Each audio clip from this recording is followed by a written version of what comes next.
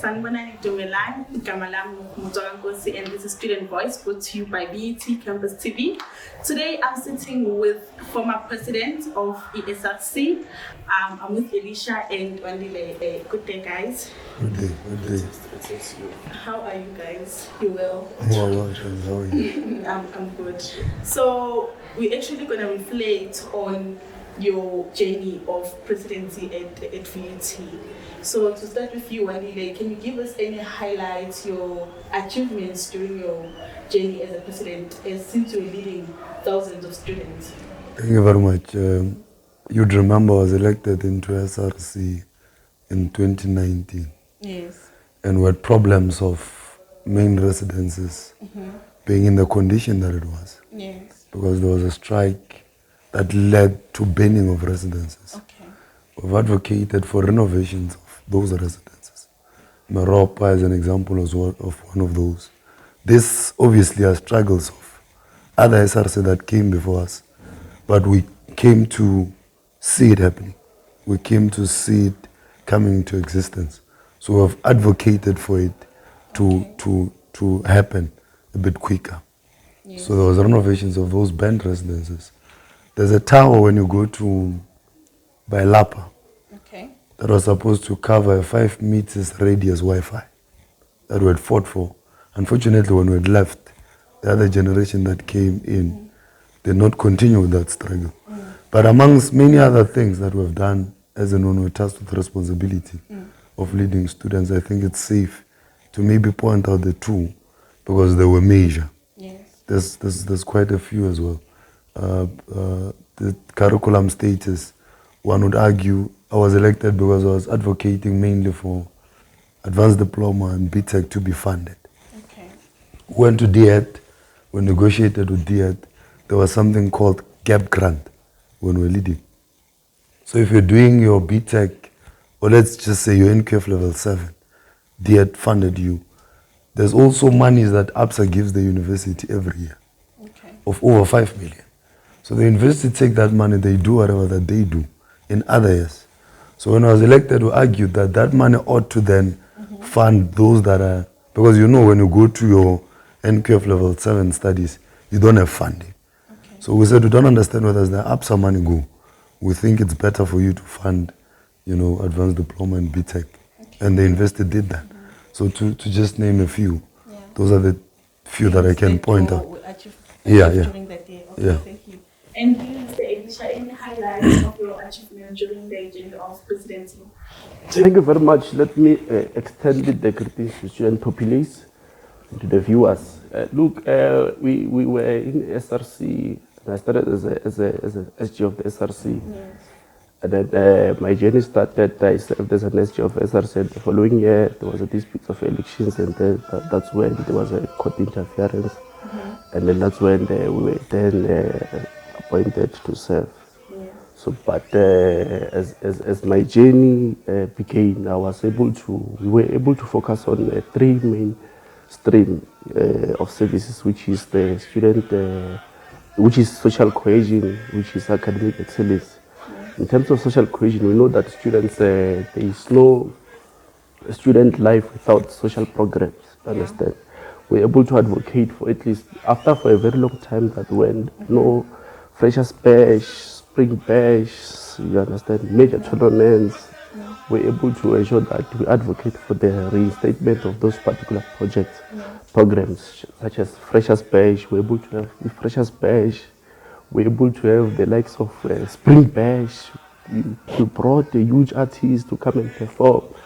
That's not just standard or mediocre artists. We brought a serious artist, and we on an academic basis, we're able to make institution like VT to be accessible for learning. Understand?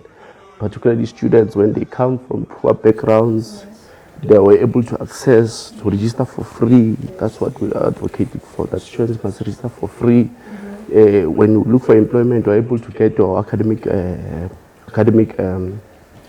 transcript, academic record for free without any hindrances. So we're able to advocate for quite a number of things, just that in respect of time, I won't be able to reflect on. But there are those particular issues that we're able to advocate for.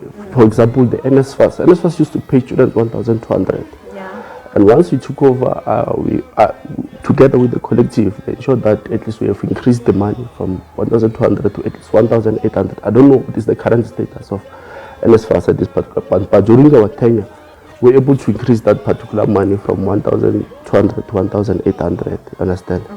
So that students, they are able to buy necessities. We're able to increase the capacity of student residences. Because we used to have accommodation. We were not having the likes of Munati residents. They were not there. They were not given accreditation. Your student lake, your Berweth Lake, your many other. You know that it was a notion that when you go to read, you automatically go to Park Village, Amafield, or Mendres. Okay. So during that time, we're able to at least to expand the student accommodation so that students, they get choice. They get freedom to choose where they want to go and stay. And then lastly, which is the most important one, the issue of students. You remember, students were not paid. Those students that were residing at the student accommodation, they were not paid. Yes. They used to pay using their own money to pay their rents. It was only, NSFAS used to only pay for students that were primarily residing at main residences. Okay. So we're able to advocate for those particular issues and we champion them. So that is our journey. Yes. Oh, okay, that's very good to both initially. And I forgot to mention that we were supposed to have our current president, Manda. So we organized everything and he went ill. So I guess you guys are scaring him or what? I wouldn't know. What's happening? What's happening? Why is he not here? Because he was coming. So you guys are coming here, Manda. Our president is gone. There's something happening. No, there are levels to this thing. Oh, there are levels. Yeah, so wouldn't be able to catch the capacity. Level discussion. It goes along with content, perhaps. I'm just kidding. Yeah, so guys, can you tell me about political structures and activist vibrancy? Because now, especially when it comes to student leaders, they actually get to be victimized. So what is your take on that? Look, with there are two things that I think you're asking: the political activism and the student victimization. Yes. Well, I'm a member of school.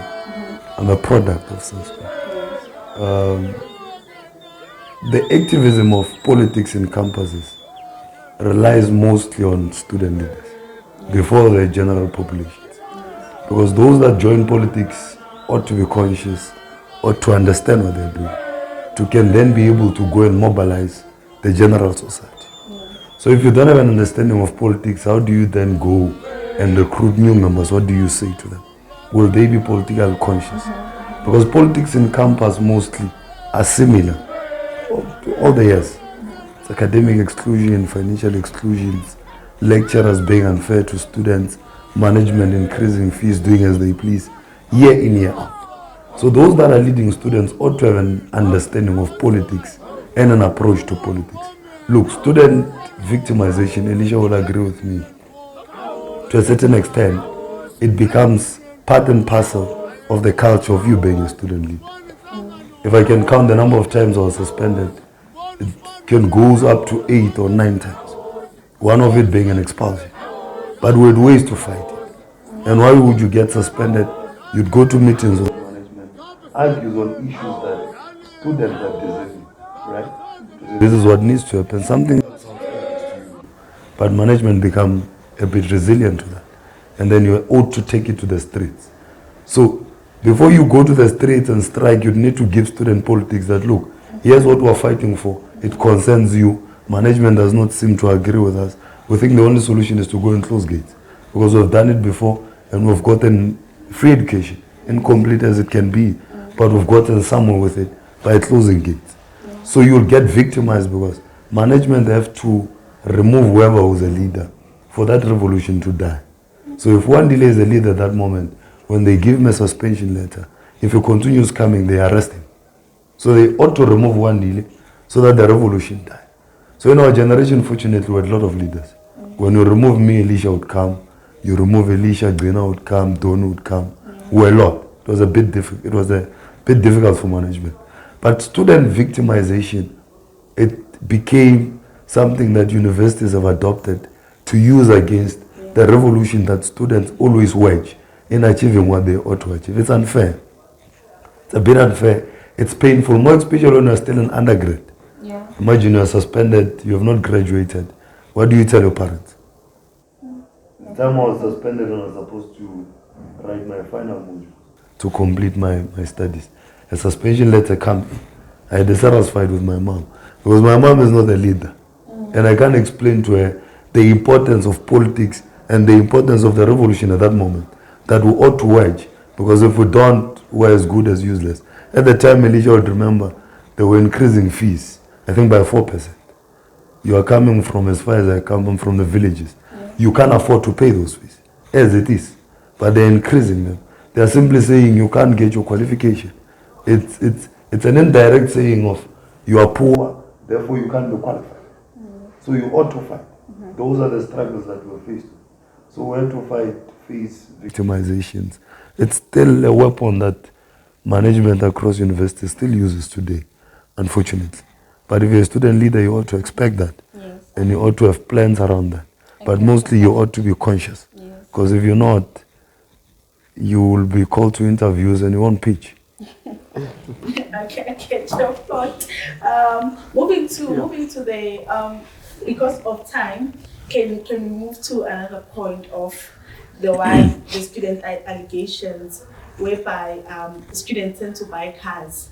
I'm asking you because I've seen your car. I've not seen one. Do you have a car? Wandile? Now that I'm working, I have a car. That you're working. When I was leading, I did You not. didn't have car. No. Thank you. So I will ask Elisha. I wasn't the because- corrupter. I will ask Elisha because now what's happening is when students become president of SRC, they tend to buy cars. So we want to know that where this money for cars come from.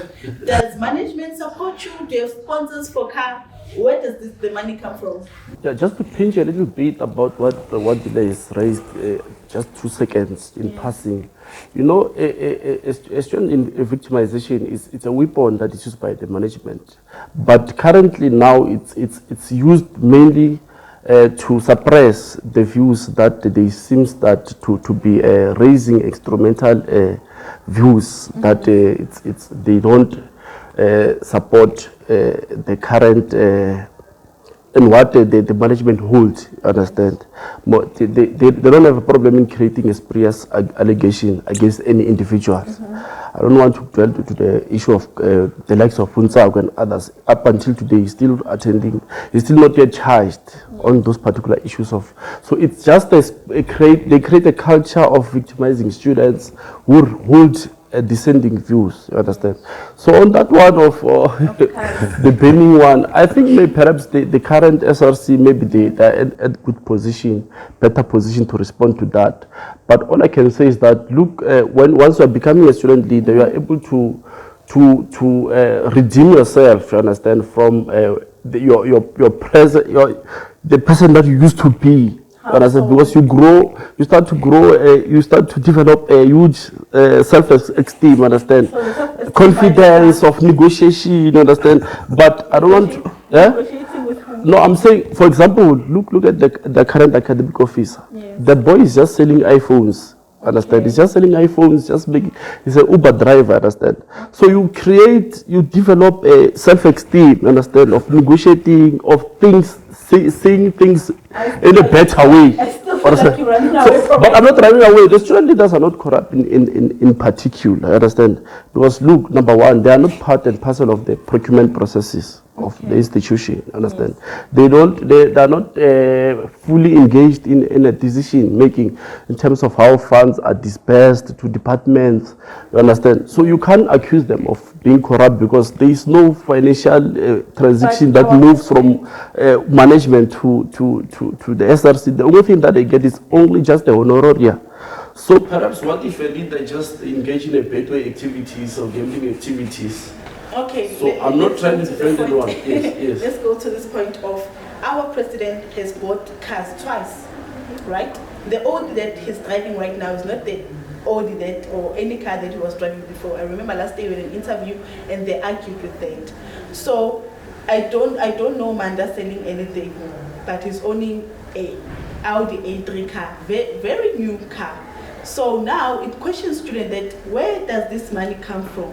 So, and also you have a car, cars. I don't have a car. So when does the money come I've from? I've graduated long time ago. Yes. So during So your I time, cannot be stuck. I cannot be stuck in poverty. during your time, did you have a car during your time? No, I never had a car. You did not have a car. I never had a car. So in that point, you're innocent. The person who was supposed to answer that question is not here. So let's talk about corruption. There are also allegations of student leaders when they become, or maybe let me say, students when they get the opportunity of being a president, they tend to be corrupt.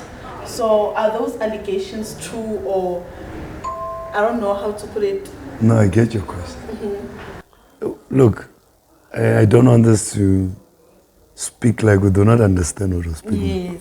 Yes. I'm glad when you get the point. Yeah, fortunately, I was not the corrupt type. I don't think anyone can sit and say they were corrupt. But there were signs from me that I wasn't corrupt. Okay. And most of those that were around when I was around would confirm that I wasn't. But here's what happened when you're a president. You're in a position of power. Yes. So when I used to go to meetings, I would argue with a VC that me and you are on the same level. Because students are the major stakeholders of the university. And I represent them. So I'm tasked with a responsibility to represent over thousands of students. Yes. I'm a president of an SRC with a budget. Okay. Right? At the time, I think when I was president... Are you allowed to tell us the budget? Yeah, I think it's public knowledge. Yes. Every student is supposed to know. Yes. It's your monies. Okay. When I was president, I would have mass meetings and I would declare that we have about 2 million. Oh, okay. And from that 2 million, we're going to take this amount, pay for registrations in the beginning of the year. We were that transparent. So when I was presiding over 2 million, the 2 million is for what Elisha is speaking about. Okay. When he says he had a spring bash, he had a bash and a bash, it's not him, because they can't pay for a bash. Yes. It's your budget. Yes. But he's claiming it as a victory because he was a president who was presiding over that budget. So he was signing for it. Okay. Him, SG, and the TG, they signed for it.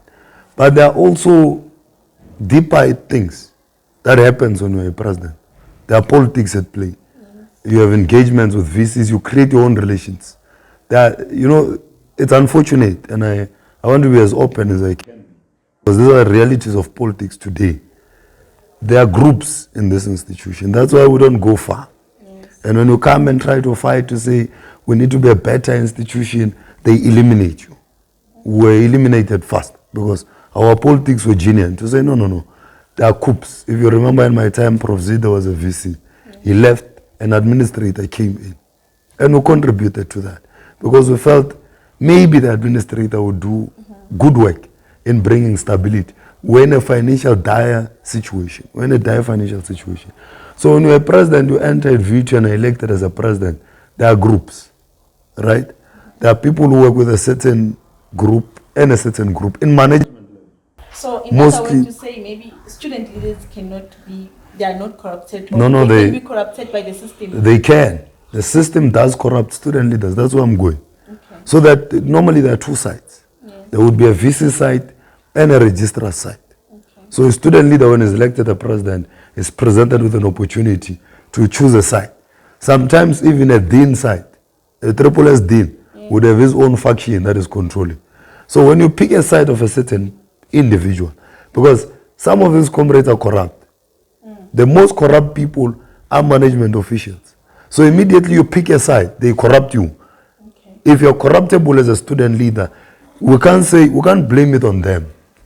Right? You have allowed yourself to be corrupted. Okay. So you are also corrupt. Because you join the side knowing that you are not working with a VC, you are working with so and so. So you can't be neutral. You can. But you're going to face what we face. Okay. You can have your own politics to say, I'm arrogantly representing the constituency that elected me. You fight for those people. But those sides are going to come at you gun blazing. So student leaders that are elected, this is what they normally do. They pick a side. So when they pick a side, they get corrupted. They become part of the system. So which side did you pick during your term? I did not pick a side. We fought the VC at the time. I want to explain to you how I did not pick a side. Yes. When I was elected president, Prof. Denmuk, when I was a registrar, Mambusi was a dean of students. Prof. Z, there was a VC. These three people did not want administration. All of them. Myself and Kevin Mawila was from the EFF, he was my SG, were invited to DIET by Naledi Pando, she was a minister of education and training. And were asked a question that, what is your take as a student leaders in that campus? So if we had picked a side, we're supposed to say, no, we're good. We're fine with the VC, the register, and the dean. But we got there and we told them that we have a problem in our university. These comrades are corrupt. When they go to council meetings, they discuss tenders. They don't discuss the betterment of their institutions. They discuss a tender of renovating. I don't know how many times RES is renovated. Time and again, one RES is renovated again and again. So when we went to Naledi Pando, there are minutes to that. You can request them, you'll get them. You will see our argument. We entered there, we said, we have a problem with the entire structure of governance in our university. Because the registrar is still a registrar today, and I can say it publicly.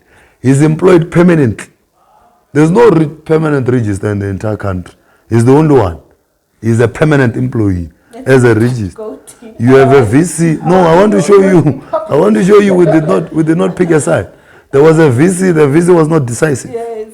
Mambusi was acting. We said the position, she's in an acting basis.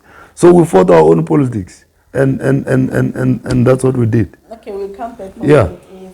What's your take on about leaders being corrupted or system corrupting them?